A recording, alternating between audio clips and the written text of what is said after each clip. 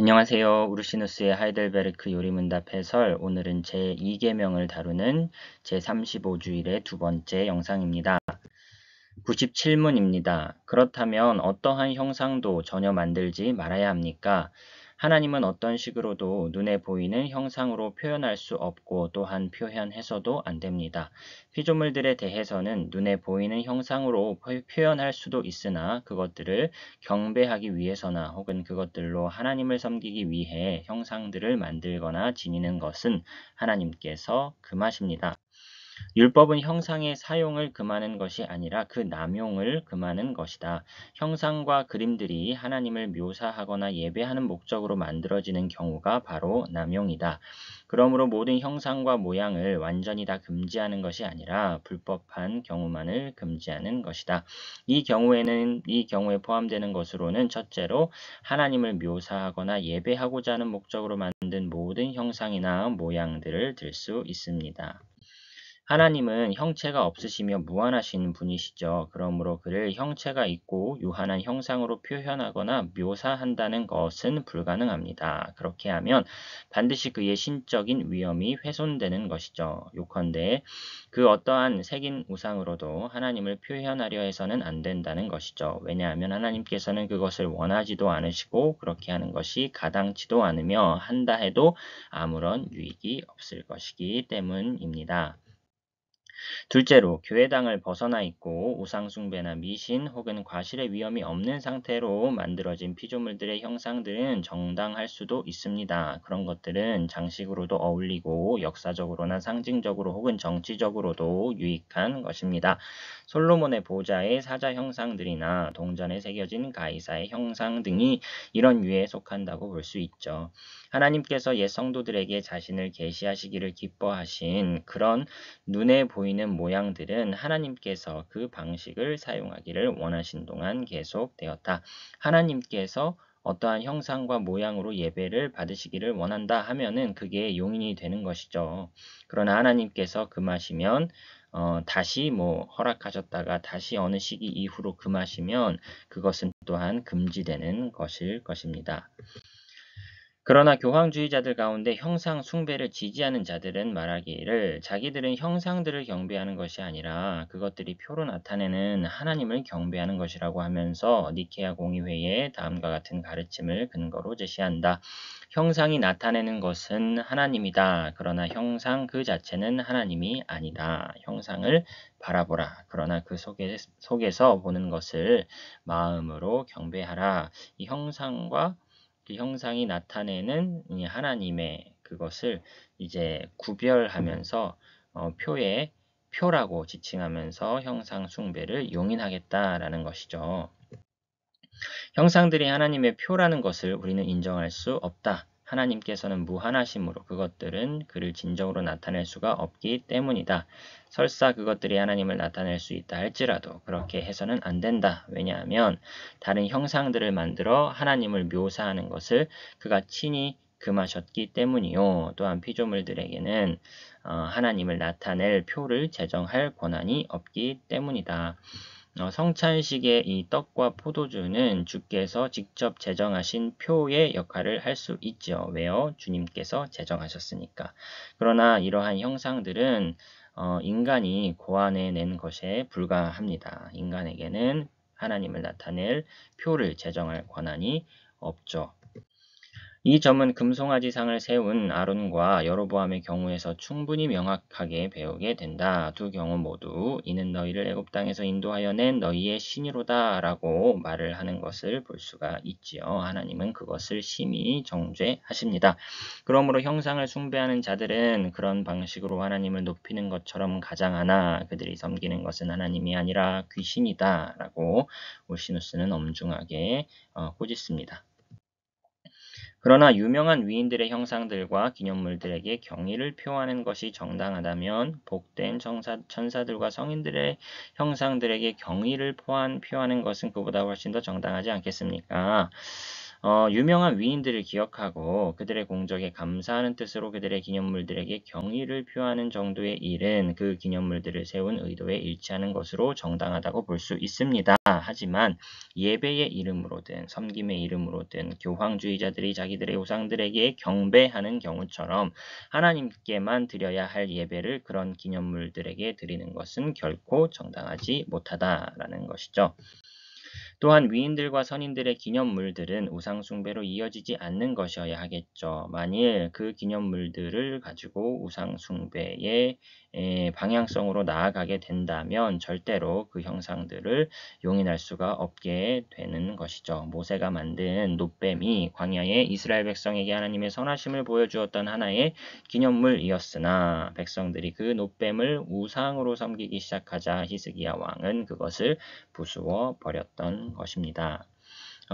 애초의 목적은 이제 기념이었는데 그게 시간이 지나면서 이제 예배와 경배로 가게 된다면 그것은 예배의 도구로 가게 된다면 그것은 폐하여야 되는 것이 되는 것이죠. 98문입니다. 그렇다면 형상들을 평신도들을 위한 책처럼 여겨서 교회에서 허용할 수는 있지 않겠습니까?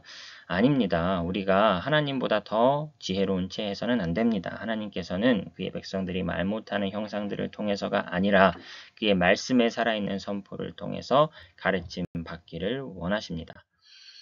이 계명이 과연 교회 내에서 형상들을 금하는가 또한 금한다면 어디까지나 금하는가? 네, 1번이었고요. 2번 형상 숭배를 변호할 수 있는가? 2번 이것은 이제 앞선 문답에서 다루었다면 지금 문답에서는 왜 형상들을 기독교 교회에서 제거해야 하는지, 형상들을 어떻게 제거하면 누가 제거해야 하는지에 대하여 다루게 될 것입니다.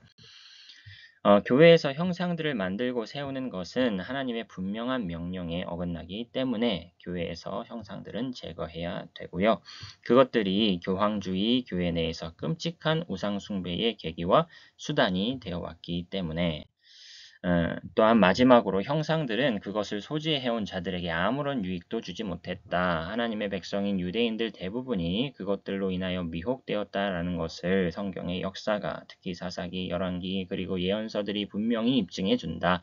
그러므로 우리는 본성적으로 우상숭배의 죄를 범하기가 쉽다. 그런데 우상숭배를 범하게 되면 하나님께서 모세를 통하여 여러 곳에서 경고하신 그 처절한 형벌들이 임하게 되는 것이죠.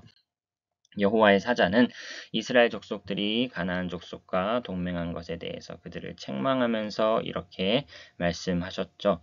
내가 그들을 너희 앞에서 쫓아내지 아니하리니 그들이 너희 옆구리에 가시가 될 것이며 그들의 신들이 너희에게 올무가 되리라. 그러므로 이런 이유들 때문에 형상들과 주상들은 혹 그것들을 숭배하지 않는다 할지라도요. 기독교를 표방하는 교회들에서 용납하는 것은 안 된다. 반드시 제거해야 마땅하다라는 것입니다. 형상들을 제거하는 문제에 대해서 두 가지를 조심스럽게 지켜야 한다라고 우르시누스는 말해주는데요. 첫째, 우상들과 형상들을 제거하기 전에 하나님께 드리는 참된 예배에 관한 교리를 선포해야 한다. 요시아가 이런 방식으로 그 일을 진행하였다라고 말해주는데요. 이유를 입증하고 해명하는 절차가 없이 외형적인 변화만을 추구하게 되면 외식에 빠지거나 아니면 이런 변화를 주도하는 자들과 사람들의 마음이 서로 이반되게 될 것이다 라고 우리시누스는 말해줍니다. 형상과 그 제단들과 우상숭배에 관련된 모든 것들을 제거하되 개개인이 사사로이 하지는 마십시오. 공적인 권위로 하십시오. 국가의 통치자들이든 백성들이든 정당한 권한이 있는 자들이 해야 하고 교회가 주도적인 위치에 있는 곳에서는 교회가 그렇게 해야 한다. 바울은 사사로운 개인에 불과했으나 아덴 사람들과 에베소 사람들과 기타 사람들의 우상들을 보고서 그 스스로 그것들을 무너뜨리려 하지 않았습니다. 그리스도인들에게도 그렇게 하라고 가르치지 않았죠. 오히려 그것들에게서 도피합니다. 사도가 그렇게 처신한 이유는 그 자신이 국가의 통치자가 아니었고 또한 그 지방들에서 교회가 주도적인 위치를 누리고 있지도 않았기 때문이었죠. 그리하여 그는 이러한 원칙을 제시합니다. 고린도전서 5장에 밖에 있는 사람들을 너희가 판단하는 것이야 내게 무슨 상관이 있으리요마는 교회 안에 있는 사람들이야 너희가 판단하지 아니하랴. 밖에 있는 사람들은 하나님이 심판하시려니와 교회의 통치권에 밖에 있는 사람들은 하나님께 심판을 맡기는 것입니다. 그것을 어거지로 강제로 우상들을 척결하거나 그런 권위는 하나님이 우리에게 주시지 않았다. 교회 내에서만 그렇게 하는 것이다. 라고 정리해 볼 수가 있겠습니다. 그러나 책들은 교회에서 보유하고 있고 또한 평신도들에게 유용하다. 형상들과 주상들은 평신도들에게는 책이다. 그러므로 그것들을 교회가 보유해도 유익이 있을 것이다. 평신도들에게 유익한 책들은 오로지 하나님께서 그들에게 주신 것들 뿐이다. 그러나 형상들은 하나님께서 금하셨다. 또한 소호전제도 인정할 수 없다. 선지자들은 전혀 달리 가르치기 때문인데요. 새긴 우상은 그 새겨 만든 자에게 무엇이 유익하겠느냐? 부어 만든 우상은 거짓 스승이라. 만든 자가 이 말하지 못하는 우상을 의지하니 무엇이 유익하겠느냐? 지금까지 논의한 내용을 토대로 우리는 다음과 같은 논지를 연역해낼 수 있을 것이다. 하나님에 대해서 헛된 것들을 말해서도 안 되고 말로나 행위로나 하나님에 대해 거짓말을 해서도 안 된다. 나무나 새긴 형상들은 하나님을 나타낼 수 없으니 결국 하나님에 대해 거짓말하는 것이다. 이 우상숭배 이 제2계명에 관한 내용들을 이렇게 묵상을 보니까 이러한 결론에 도달하게 되는 것 같습니다. 설교자의 말이 어림짐작해서 하나님을 묘사하는 것도 금하는 계명이 이 제2계명이 아닌가. 설교자로서 특별히 하나님을 묘사할 때에 말조심을 해야 한다는 생각을 해보게 됩니다. 위의 3단 논법의 결론 부분도 인정할 수 없다. 왜냐하면 형상들이 배우지 못한 자들을 가르칠 수도 있으나 그렇다고 해서 책들의 경우처럼 그것들도 교회에서 보유해야 한다는 것은 아니기 때문이다. 하나님께서는 이 사람들을 말 못하는 형상들을 통해서가 아니라 살아있는 말씀의 선포를 통해서 가르치실 것이기 때문이다. 또한 믿음의 형상들을 보는 데에서 생겨나는 것이 아니라 하나님의 말씀을 듣는 데에서 생겨나는 것입니다. 라고 올시누스는 말씀의 선포를 강조하여 설명해 줍니다.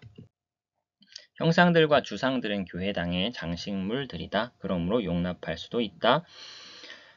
이에 대한 답변으로 첫 번째, 우리의 교회의 최상의 참된 장식은 순결하고도 부패하지 않은 복음의 도리요, 성례의 정당한 시행이요, 하나님의 말씀에 부합하는 참된 기도와 예배다.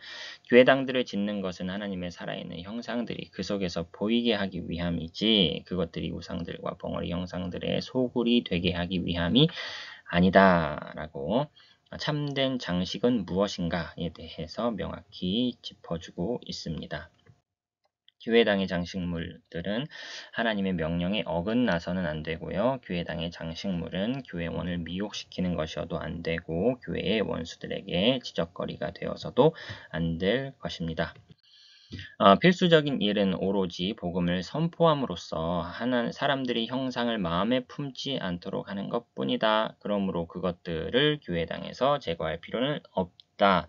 이 전제는 괜찮아 보이는데요. 결론이 이상한 것이죠. 하나님께서는 우리 마음에 우상을 지니는 것을 금하시는 것은 물론 우리 눈앞에도 그것을 제거할 것을 명령하시기 때문이다. 악은 어떤 모양이라도 버리라 라고 말씀하셨지요.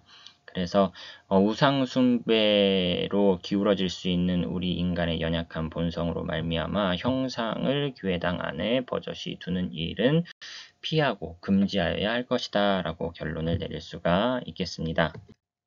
복음의 선포로 말미암아 형상들을 사람의 마음에서 뿌리 뽑아야 합니다. 그러므로 교회당에서도 그 형상들을 제거해야 하는 것이고요. 하늘로부터 우리에게 계시된 도리가 우리에게 그것들을 경배하고 섬기지 말 것을 명령할 뿐만 아니라 그것들을 만들지도 말고 지니지도 말 것을 명령하고 있기 때문인 것이죠. 제2계명에 덧붙인 교훈들을 좀 잠시 생각해보고 마무리를 할 텐데요. 나 내 하나님 여호와는 질투하는 하나님인즉 나를 미워하는 자의 죄를 갚되 아버지로부터 아들에게로 3, 4대까지 이르게 하거니와 나를 사랑하고 내 계명을 지키는 자에게는 1000대까지 은혜를 베푸느니라 라고 하시면서 제2계명에 덧붙여진 설명이 있는데요. 그는 자기 자신을 그를 미워하는 자의 죄를 아버지로부터 아들에게로 3, 4대까지 갚으시는 하나님이라 부르신다. 이 말씀 속에서 하나님께서는 죄에 대한 그의 진노와 형벌의 심각성을 나타내 주시죠.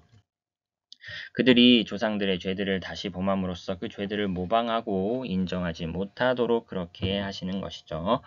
그러나 에스겔 18장에서는요. 아들이 아버지의 죄를 담당하지 않을 것이라고 말씀하지 않습니까? 이에 대한 답변은 그 같은 장 에스겔 18장 14절 보시면 가령 그가 아들을 낳았다 하자 그 아들이 그 아버지가 행한 모든 죄를 보고 두려워하여 그대로 행하지 아니하면 이 사람은 그의 아버지의 죄악으로 죽지 아니하고 반드시 살겠고 라고 말씀합니다. 아들이 우상 숭배를 본받지 않으면 사는 것이죠. 아들이 아버지의 죄, 우상 숭배의 죄를 본받으면 죽는 것이죠. 그러니까 아버지는 아버지의 죄대로, 아들은 아들의 죄대로 평가받게 되는 것인데요. 자손이 당하는 형벌이 조상들의 죄에 미치지 못하기 때문에 조상들의 죄의 형벌을 자손들이 당하는 것이 아니라는 식으로 반론을 제기한다면 우리는 이와 같이 답변할 수도 있습니다. 조상과 자손이 이제 별개다라고 하는 논리를 너무 강하게 주장하지 말라는 것인데요. 해석을 보시면 곧 자손들이 그 조상들의 일부이므로 그들 스스로도 그 자손들이 당하는 형벌을 이를테면 자기들의 일부인 것처럼 느낀다는 것이다. 아버지는 아버지의 죄대로, 아들은 아들의 죄대로 형벌을 받는 것이 맞지만요. 아들의 형벌을 당하는 것을 볼 때에 아버지가 괴로운 것이죠. 이런 식으로 별개인 것 같지만 또 연결이 되어 있습니다. 따라서 우리는 우리 후손이 형벌을 당하지 않을 수 있도록 좋은 것을 물려줄 수 있기 위해 최선을 다해야 할 것입니다. 그는 자신이 그를 사랑하고 그의 계명을 지키는 자에게는 1000대까지 은혜를 베푸시는 하나님이심을 선언하시죠. 하나님께서는 이 약속을 통해서 자신의 긍휼하심을 극히 높이시며 그리하여 그의 긍휼하심이 얼마나 큰가에 대한 생각과 우리 자신과 우리 자녀들의 구원을 바라는 간절한 마음으로 그의 명령에 순종하도록 강력하게 우리를 초청하고자 하시는 것이죠. 그리고 그가 경고하시는 형벌이 3, 4대에 미치는 반면에 여기서는 그의 긍휼하심을 1000대에까지 미치는 것으로 말씀하심으로써 그가 진노보다는 긍휼을 보이시기를 더 잘하시는 분이심을 선언하시며 그리하여 우리로 하여금 그를 사랑하지 않을 수 없도록 하시는 것입니다. 이 약속과 경고는 10계명 전체에 속하는 것입니까? 전체에 속하는 것이 아니라 제2계명에 전체에 속하는 것이기 때문에 제2계명에 덧붙여진 교훈이 아닙니다. 라는 주장에 대한 답변입니다. 이것은 제2계명에 덧붙여진 것입니다. 전체로 확대하지 마십시오. 그것이 제2계명에만 해당되기 때문은 아니고요. 1계명과 2계명, 즉 예배에 관하여서 하나님이 덧붙여 주신 계명이다라고 특별히 1, 2계명에 덧붙여진 교훈이라고 우리는 설명을 하고 있는 것인데요. 제1계명과 2계명이 다른 모든 계명들의 기반이라는 것을 알게 하기 위함이요. 또한 하나님께서 그에게 드리는 예배를 부패하게 만드는 자들에 대해 특별히 불쾌히 여기신다는 것을 선포하고자 합니다. 이런 유의 죄에 대해 그들에게는 물론 그들의 후손들에게까지 벌하실 것이며 반면에 이 예배를 순결하게 유지하고 더럽히지 않는 자들의 후손을 복 주실 것임을 선포하고자 하는 것이다. 따라서 오늘의 결론을 이렇게 낼 수 있을 것 같습니다. 하나님께서는 예배를 주께서 지정하신 방식대로 받기를 원하신다. 형상으로 예배하지 말라고 말씀하시죠. 모든 형상 만들기를 금하는 것은 아닙니다. 기념물은 괜찮다 하여도 기념물이 예배를 위한 도구로 변해지는 것은 또한 엄격하게 금하시는 것이죠. 따라서 이 변질될 우려가 있기 때문에 교회 내에서 아예 형상들을 놓는 것을 금하는 것이고요. 어쨌든 이 형상 만들기 전체를 금하는 것이 아니라 예배를 위한 도구로 만들지 말라 말씀하시는 것입니다. 형상들이 평신도를 위한 책이다라는 주장은 그 역시 인간 스스로가 고안한 방식에 불과하며 하나님께서는 우리 모두가 복음의 선포, 말씀으로 하나님께 나아오기를 원하십니다. 이렇게 정리해 보았습니다. 다음 시간에는 3계명 영상으로 찾아뵙도록 하겠습니다. 오늘도 수고 많으셨습니다.